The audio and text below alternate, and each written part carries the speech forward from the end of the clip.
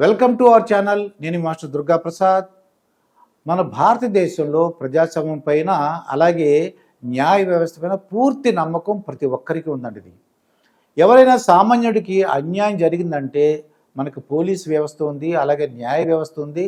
న్యాయ వ్యవస్థలో నాకు న్యాయం జరుగుతుందన్న ఒక నమ్మకం ఉంటుంది. కానీ చాలా విచిత్రంగా రీసెంట్గా మనం చూస్తుంటే న్యాయమూర్తి పైన చాలా కంప్లైంట్ వస్తున్నాయండి. ఒక న్యాయమూర్తి ఇంట్లో డబ్బులు కట్టలు దొరికినాయి. గాలి జనార్దన్ రెడ్డి గారి బెయిల్ విషయంలో కూడా ఒక న్యాయమూర్తి గారు జైలుకి వెళ్ళటం జరిగింది. ఇవన్నీ చూస్తున్నప్పుడు సామాన్య ప్రజలకి కొద్దిగా ఇబ్బందిగా ఫీల్ అవుతున్నారండి. ఇదేంటి న్యాయ వ్యవస్థలో న్యాయమూర్తులు ఎవరున్నారేంటని. జనరల్గా ప్రతి న్యాయమూర్తి అసలు ఎవరు, ఆ జడ్జి గారు ఎవరు, వాళ్ళ నేపథ్యం ఏంటి అనేది మనం ఎవరు చూడం. ఎప్పుడో ఈ పలానా హైకోర్టు న్యాయమూర్తి గారు, చీఫ్ జస్టిస్ అది న్యాయమూర్తి గారు వీళ్ళు తిరుపతికి వచ్చారు, వెంకటేశ్వర స్వామి దర్శనం చేసుకున్నారని ఒక పేపర్లో చూడడం తప్ప మిగతా వాళ్ళ నేపథ్యం కానీ ఏమి మనకు తెలియదండి. కానీ 2019, 2024లో అంటే జగన్మోహన్ రెడ్డి గారు చీఫ్ మినిస్టర్గా ఉండగా చాలామంది న్యాయమూర్తులపై వాళ్ళు కులపరమైనటువంటి అంటే వాళ్ళకి అభియోగాలు ఎదుర్కొన్నారు. అంటే ఏం చెప్పారంటే ఆ న్యాయమూర్తులు క్యాస్ట్ ఫీలింగ్ ఉందని చెప్పేసి అంటే ఆ న్యాయమూర్తులు కూడా సిబిఐ విచారణ జరిపించమని, అలాగే ఎవరైతే ట్రోల్ చేశారో కొంతమంది జైలుకు కూడా వెళ్ళడం జరిగింది.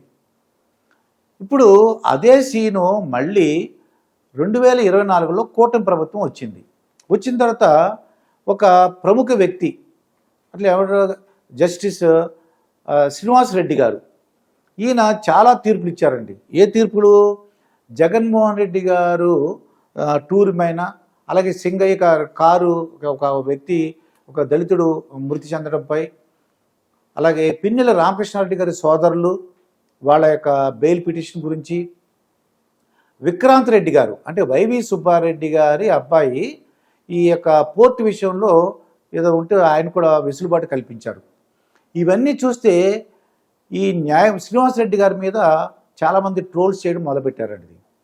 ఆయన చాలా బాధను వ్యక్తం చేశారు, ఇదేంటి అని చెప్పేసి. ఆయన కల్తీ నెయ్యి మీద ఆ యొక్క నిందితులకు బెయిల్ పిటిషన్ ఇస్తూ ఆయనకు వ్యాఖ్య చేశారు.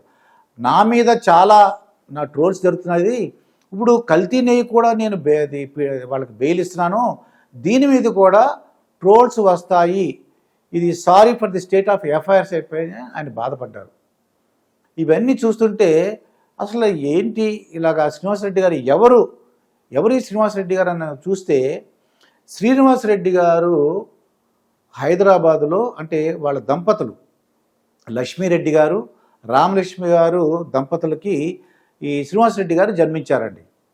ఆయన హై స్కూల్ విద్య, ఇంటర్మీడియట్ విద్యను కూడా హైదరాబాదులో కంప్లీట్ చేశారు. అనంతపురంలో డిగ్రీ కంప్లీట్ చేశారు. శ్రీకృష్ణదేవరాయలు యూనివర్సిటీలో అంటే ఎస్కేడి శ్రీకృష్ణదేవరాయలు యూనివర్సిటీలో లా కంప్లీట్ చేశారండి ఈ శ్రీనివాసరెడ్డి గారు. కంప్లీట్ చేసిన అప్పటి ప్రముఖ లాయరు పద్మాభిరెడ్డి గారి దగ్గర అసిస్టెంట్గా జాయిన్ అయ్యి వివిధ అంటే కేసులపై ఆయన అంటే యాక్టివ్గా ఆయన పార్టిసిపేట్ చేసి ఆ గెలుపు అంటే ఆ వాదించడంలో అంటే న్యాయస్థానాల్లో వివిధ కేసుల్లో ఆయన వాదించడం గెలవడం కూడా జరిగింది.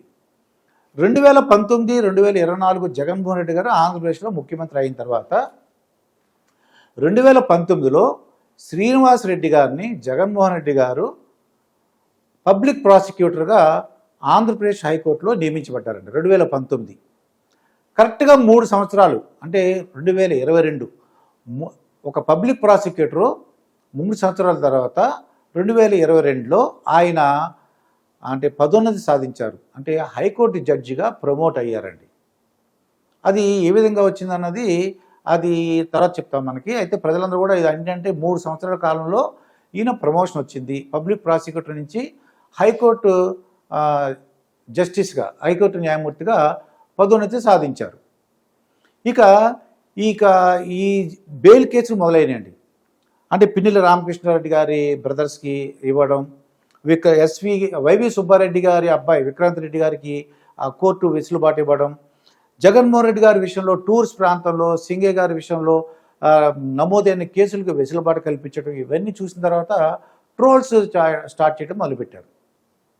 సహజంగా న్యాయమూర్తులపైన న్యాయ వ్యవస్థ పైన అందరూ కూడా ట్రోల్స్ అంటే చాలా భయపడతారు. ఎందుకంటే ఇదివరకు 2019, 2024 స్థానంలో ఆ సమయంలో కొంతమంది జైలు కూడా వెళ్ళారు. న్యాయమూర్తులు ఎవరినైతే విమర్శించారో వాళ్ళందరూ కూడా జైలుకి పంపించడం జరిగింది. అదే సీను ఇప్పుడు రిపీట్ అయ్యింది. అయితే ఈ ట్రోల్ చేయడంలో ఈయన శ్రీనివాస్ రెడ్డి గారు ఏం చేశారంటే ఆయన బాధపడుతూ sorry for the state of FIRs అని చెప్పి ఇక ఆయన ముందు 2 కేసులు ఉన్నాయి. ఏంటవి? తోపుదుర్తి ప్రకాష్ రెడ్డి గారి కేసు, కాకాని గోవర్ధన్ రెడ్డి, వీళ్ళిద్దరూ కూడా వైసీపీ నాయకులు. వీళ్ళ గురించి బెయిల్ పిటిషన్ ఉంది ఈయన బెంచ్ మీద. శ్రీనివాస్ రెడ్డి గారు ఏం చేశారంటే ఒక వారానికి వాయిదా వేస్తూ మీరు ఈ 2 కేసులు కూడా కాకాని గోవర్ధన్ రెడ్డి గారి విషయం, అలాగే తోపుదుర్తి ప్రకాష్ రెడ్డి గారు మీరు వేరే బెంచ్ చూసుకోండి, ఇది నాట్ బిఫోర్ మీ అని చెప్పారు. అయితే సామాన్య ప్రజలందరూ కూడా ఇది అర్థం చేసుకోవాలి. అంటే ఇది మన న్యాయ వ్యవస్థ మీద ఒక గౌరవం ఉండేలాగా, అంటే న్యాయమూర్తులు, అలాగే ప్రజలు, అలాగే పోలీసు వ్యవస్థ, ఇవన్నీ మనది ఒక ప్రజాస్వామ్యంలో ఉన్నాం. మరి చూద్దాం, మరి కాకాని గోవర్ధన్ రెడ్డి గారి విషయంలో, అలాగే తోపుదుర్తి ప్రకాష్ రెడ్డి గారి విషయంలో వేరే బెంచ్కి వెళ్ళింది, దాన్ని ఎవరు విచారిస్తారు, ఆ విచారించే క్రమంలో ఏ తీర్పు వస్తుంది, అంటే శ్రీనివాస్ రెడ్డి గారు లేకపోవడంతో ఏం జరుగుతుందనే ఒక ఉత్కంఠ అయితే ఉంది. చూద్దాం ఏం జరుగుతుందో. మరొక వీడియోతో మీ ముందుంటాను. మీ మాస్టర్ దుర్గా ప్రసాద్.